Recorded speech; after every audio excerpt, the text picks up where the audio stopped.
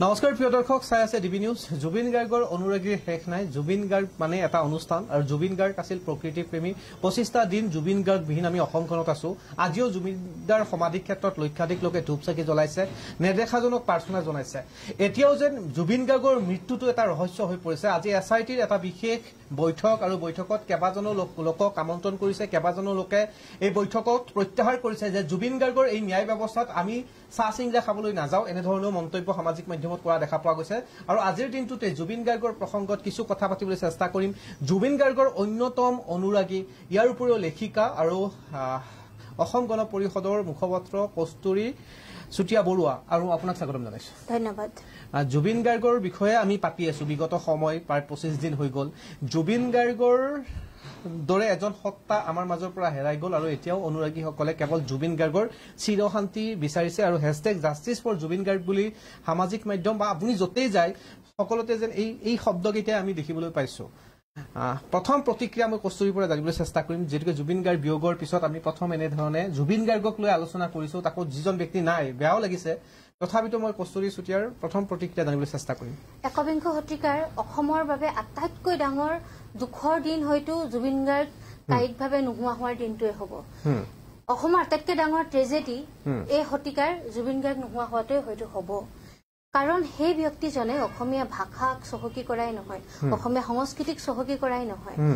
আমাৰ সমগ্ৰ জাতিটোক স্পন্দন হৈ সমগ্ৰ জাতিটো স্পন্দন হৈ আমাৰ শৈশৱ আমাৰ কৈশোৰ আমাৰ যৌৱন ভৰাই ৰাখিছিল সেই মানুহজনৰ প্ৰতিটো শব্দই তেখেতৰ কণ্ঠৰে নিগৰা প্ৰতিটো গীতে আমাৰ জনসাধাৰণক যি দিছিল তাক কোনো ভাষাৰে কোনো কেতিয়াও তুলনা কৰিব নোৱাৰে তাৰ উপৰিও তেখেতৰ যদি ব্যক্তিত্বৰ কথা কওঁ তেনেহলে সেয়া এক অন্তহীন আখ্যান হ'ব কাৰণ যিজন মানুহে প্ৰকৃতিক ভাল পোৱা দি থৈ গল যিজন মানুহে খাতি খোৱা মানুহক ভাল পোৱা দি থৈ গল যিজন মানুহে সমাজক ধৰ্ম বৰ্ণ জাতি ভাষাৰ ঊৰ্ধত একতাৰে বন্ধাৰ সেই সপোনটো দি থৈ গল যিজন মানুহে পথাৰ বজাৰ আৰু অৰ্থনীতিৰ কথা কৈও খুব বাস্তৱিকভাৱে সেই কথাখিনি কৈও সাধাৰণ খাতি খোৱা মানুহৰ উত্তৰণৰ এটা স্বপ্ন দি থৈ গল সেই মানুহজনক আমি কেনেদৰে ভাষাৰে আচলতে বৰ্ণনা কৰি শেষ কৰিব পাৰিম যিজন মানুহৰ কায়িকভাৱে নোহোৱা হৈ যোৱাৰ পাছত তেখেতৰ সমাধি স্থান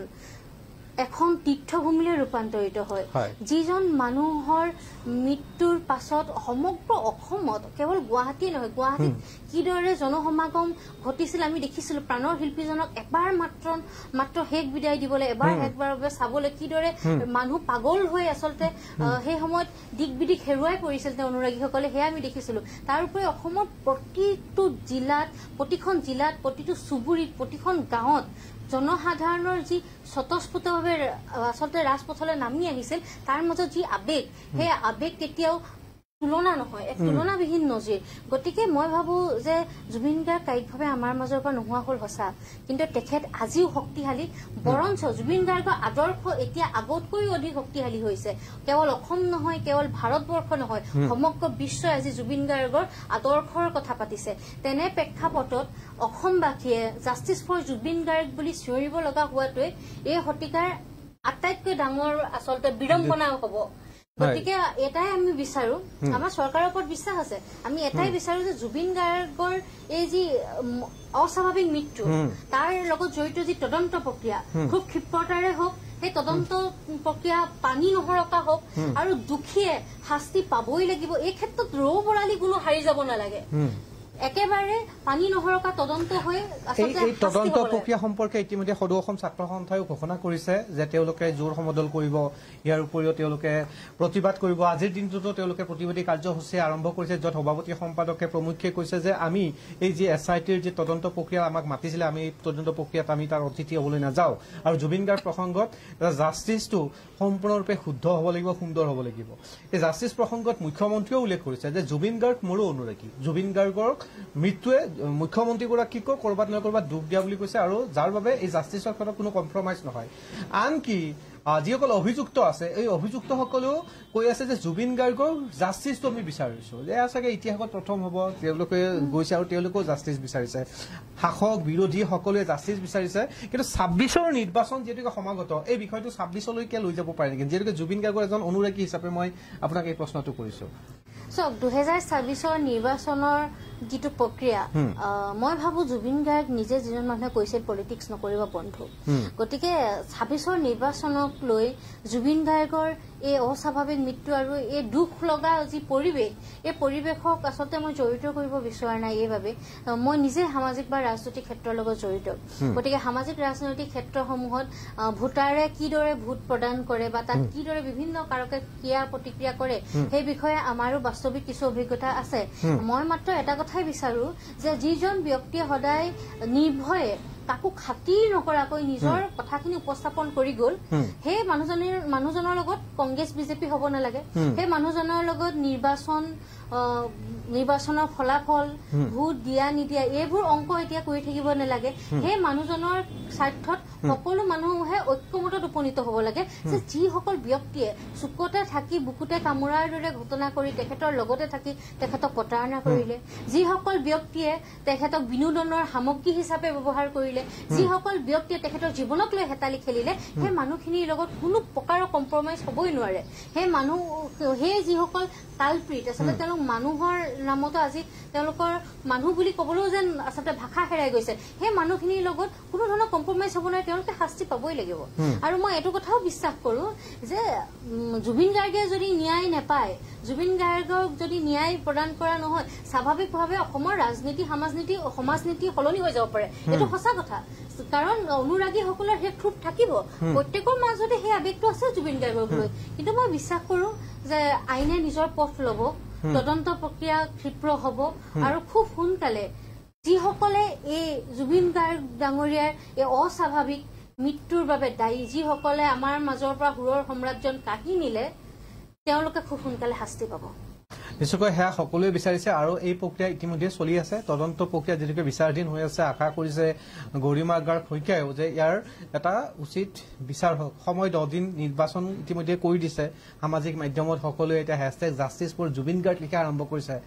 আৰু আমি ডিবি নিউজত প্ৰকাশ কৰি থকা প্ৰতিটো প্ৰতিবেদনতেই জুবিন গাৰ্গৰ যিসমূহ প্ৰতিবেদন কৰি আছো সকলোতে দেখা পাওঁ যে দৰ্শকসকলে জাষ্টিছ ফৰ জুবিন গাৰ্গে লিখি আছে সামাজিক মাধ্যমত এনেধৰণে এজন শিল্পীৰ অসমৰ ক্ষেত্ৰত জাষ্টিছ বিচৰাটো এয়া নজিৰবিহীন ঘটনা হ'ব ধৰিছে ইতিহাসৰ বুকুত জুবিন গাৰ্গৰ ন্যায় ব্যৱস্থাৰ ক্ষেত্ৰত কৃপণালী অথবা ৰাজনীতি কোনোৱে বিচৰা নাই এয়া চৰকাৰ হওক বিৰোধী হওক কিন্তু সকলোৱে জাষ্টিছ বিচাৰে কিন্তু কৰবাত নহয় কৰবাত ইতিমধ্যে আপুনি সুন্দৰ ৰূপত এটা উপস্থাপন কৰিছে যেটিকে আপুনি লেখি কাও যে ২৬ৰ ফলাফল কি হ'ব পাৰে বা ৰাইজে বৰ্তমান কেনেধৰণৰ এটা ভাৱগধুৰ মন লৈ আছে জুবিন গাৰ্গৰ যিসমূহ গান আছে অলপ কথা পাতিছো এই বিষয়ত যে জুবিন গাৰ্গৰ যিসমূহ গান আছে এই গানসমূহকো এতিয়া আমি প্ৰজন্মই ভাল ধৰণে ৰাখিবলৈ হলে আমাৰ কৰণীয় কি কি কাম থাকিব পাৰে মই ভাবো জুবিন গাৰ্গৰ গানৰ ক্ষেত্ৰত বিশেষকে জুবিন গাৰ্গ গানৰ মানুহ আছিল কবিতাৰ মানুহ আছিল চিনেমাৰ মানুহ আছিল আৰু তাতোতকৈ ডাঙৰ কথা তেওঁ মানুহ ভাল পোৱা এজন মানুহ আছিল গতিকে জুবিন গাৰ্গৰ গান জুবিন গাৰ্গৰ আদৰ্শ জুবিন গাৰ্গৰ কবিতা জুবিন গাৰ্গৰ শিল্প জুবিন গাৰ্গৰ চিনেমা প্ৰতিটো বস্তুৱে অসমীয়া জাতিয়ে সযতনে সংৰক্ষণ কৰিব লাগিব সংৰক্ষণ তেতিয়াহে হ'ব যেতিয়া নতুন প্ৰজন্মই তাক চৰ্চা কৰিব তাক শিকিব তাক পৰিৱেশন কৰিব জুবিন গাৰ্গৰ সংগীতৰ ক্ষেত্ৰত মই অনুভৱ কৰো যে যিজন ব্যক্তি ইমান সৃষ্টিশীল তেখেতে অসমৰ প্ৰতিটো ভাষাৰ সংগীত পৰিৱেশন কৰিছে প্ৰতিটো নিগোষ্ঠীৰ সংগীতক প্ৰতিনিধিত্ব কৰিছে অসমীয়া যিসমূহ আচলতে আমাৰ ক্লাছিকেল সংস বুলি কয় আমাৰ বৰগীতকে আদি কৰি যিসমূহ আমাৰ ফক সং আছে বা আমাৰ লোকসংগীত আছে প্ৰতিটো ক্ষেত্ৰতে জুবিন গাৰ্গে অৱদান আগবঢ়াইছে তেওঁ তাক নিজৰ ধৰণে বাণী বন্ধন কৰি আকৌ নতুন প্ৰজন্মৰ মাজলৈ এদিন লৈ আহিছিল গতিকে জুবিন গাৰ্গৰ সেই যি সত্তা সেই সত্তাটো ভৱিষ্যত প্ৰজন্মৰ চৰ্চাৰ দ্বাৰা অধিক শক্তিশালী ৰূপত তুলি ধৰিব লাগিব লগতে বিশ্বৰ প্ৰেক্ষাপটত মই ভাবো জুবিন গাৰ্গৰ কবিতা জুবিন গাৰ্গৰ গীতৰ ওপৰত আচলতে গৱেষণামূলক কাম কাজ হ'ব লাগে সেই গৱেষণামূলক কাম কাজবোৰ কেৱল আচলতে আবেগৰ বশৱৰ্তী নহয় দীৰ্ঘম্যাদী পৰিকল্পনাৰে খুব সুন্দৰ তেওঁৰ ওপৰত গৱেষণামূলক কাম কাজ হ'ব লাগে সেয়াও আমি কামনা কৰো যাতে বিশ্বই জানিব পাৰে এই ব্যক্তিজনৰ প্ৰতিটো শব্দৰ মাজত কিমান কি কি অন্তৰ্নিহিত হৈ আছিল তেখেতৰ গানসমূহ শুনিলে আচলতে আমি মন্ত্ৰমুগ্ধ হৈ পৰো কিন্তু আমি আচলতে হৃদয়ংগমে কৰিব নোৱাৰিলো তেখেতৰ সেই শব্দবোৰৰ মাজত কিমান কি কি সোমাই আছিল তেখেতৰ প্ৰতিটো গানে কথা কৈছিল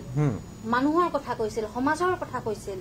প্ৰকৃতিৰ কথা কৈছিল, ভৱিষ্যতৰ কথা কৈছিল। সেই কথাসমূহো আজি নতুন প্ৰজন্মই হৃদয়ংগম কৰিব লাগিব। তেতিয়াহে জুবিন গাৰ্গৰ সত্তাটোক নতুন প্ৰজন্মই লৈ যাব লাগিব। আৰু আমি যে বিতৰ্ক কৰি থাকো জুবিন গাৰ্গৰ গান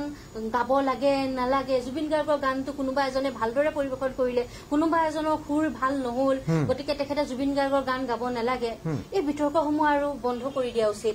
এই সময়ত চবেই জুবিন গাৰ্গৰ গান গাওক, চবেই জুবিন গাৰ্গৰ কবিতা আওৰাওক। সকলোৰ সুৰ জুবিন গাৰ্গৰ নিচিনা নহব পাৰে, অসম্ভৱ কথা। কাৰণ কিছুমান গান কিছুমান সুৰ কেৱল আৰু কেৱল জুবিন গাৰ্গৰ মাততহে যেন প্ৰাণ পাই উঠে। সেই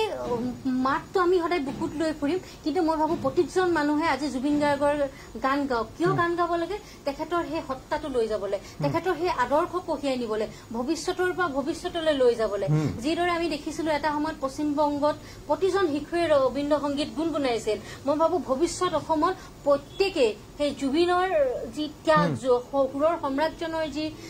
সংগীতৰ যি চেতনা, তাক আচলতে হৃদয়ংগম কৰি তাক বুকুত কঢ়িয়াই লৈ ফুৰিব পৰাকৈ জুবিন সংগীত গাওক, জুবিন সংগীত গুণগুণাওক। অসমৰ প্ৰতিটো প্ৰান্তত প্ৰতিখন গাঁৱত জুবিন সংগীতৰ সেই গুণগুণনি আমি যাতে শুনিবলৈ পাওঁ, তাৰ বাবে আমি বিচাৰো যে এতিয়া সেই সমালোচনা আলোচনা সেই সকলো ঊৰ্ধত প্ৰত্যেকে প্ৰজন্মৰ প্ৰতিনিধিসকলে ইয়াক চৰ্চা কৰিব লাগিব। যথেষ্ট এটা সুন্দৰ বাৰ্তা। মোৰ অনুষ্ঠানৰ সময়সীমা কমি আহিছে। জুবিন গাৰ্গ প্ৰসংগত এতিয়াও আদালতৰ ওচৰলৈকে যোৱা নাই। এতিয়া আইনে ইতিমধ্যে ইয়াৰ বিচাৰ কৰি আছে আৰু আশা কৰিম যে যিসকল ব্যক্তি অভিযুক্ত হৈছে তেওঁলোকক আইনে উপযুক্ত শাস্তি দিব যদিহে দোষী হয়। আৰু এই বিচাৰ প্ৰক্ৰিয়াৰ ওপৰত এতিয়া সামাজিক মাধ্যমত সকলোৱে জাষ্টিছ ফৰ জুবিন গাৰ্গ লিখাৰ ধৰণে কস্তুৰী চুতীয়া বৰুৱাইও জাষ্টিছ ফৰ জুবিন গাৰ্গ বুলিয়ে আজিৰ এই অনুষ্ঠানত কৈছে। শেষৰটো কি আহ্বান জনাব যিসকল দৰ্শকে ডিবিনো চাই আছে অথবা জুবিন গাৰ্গৰ অনুৰাগী বা তেওঁলোকৰো মনত এইকেইদিন কিন্তু বেদনা? শেষত মই এটাই আহ্বান জনাম, যিজন